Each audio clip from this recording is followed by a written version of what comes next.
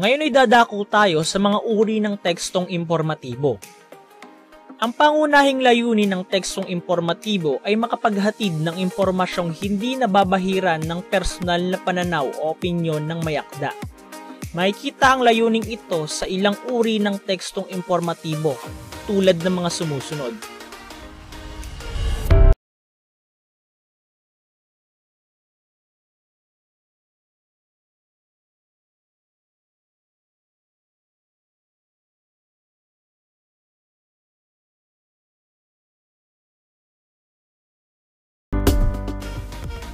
Una, paglalahad ng tekstong pangyayari o kasaysayan.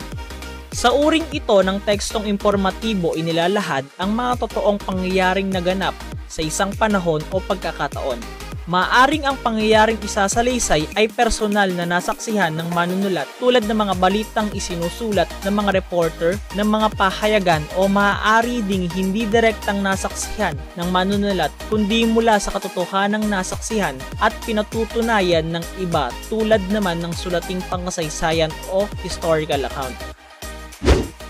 Pangalawa, pag-uulat pang-impormasyon.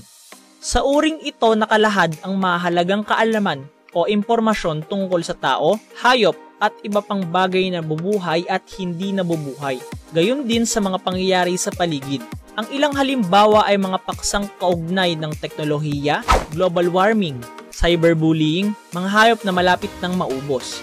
Ang pagsulat ng ganitong uri ng teksto ay nangangailangan ng masusing pananaliksik sapagkat ang impormasyon at detalyeng taglay nito ay naglalahad ng katotohanan ukol sa paksa at hindi dapat samahan ng personal na pananaw o opinyon ng manunulat. Ang panghuli, pagpapaliwanag. Ito ang uri ng tekstong informatibong nagbibigay paliwanag kung paano o bakit naganap ang isang bagay o pangyayari.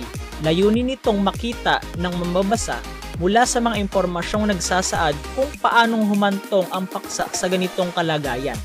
Karaniwan itong ginagamitan ng mga larawan, diagram o flowchart na may kasamang mga paliwanag. Halimbawa nito ay ang siklo ng buhay ng mga hayop at insekto tulad ng paru-paro, palaka at iba pa.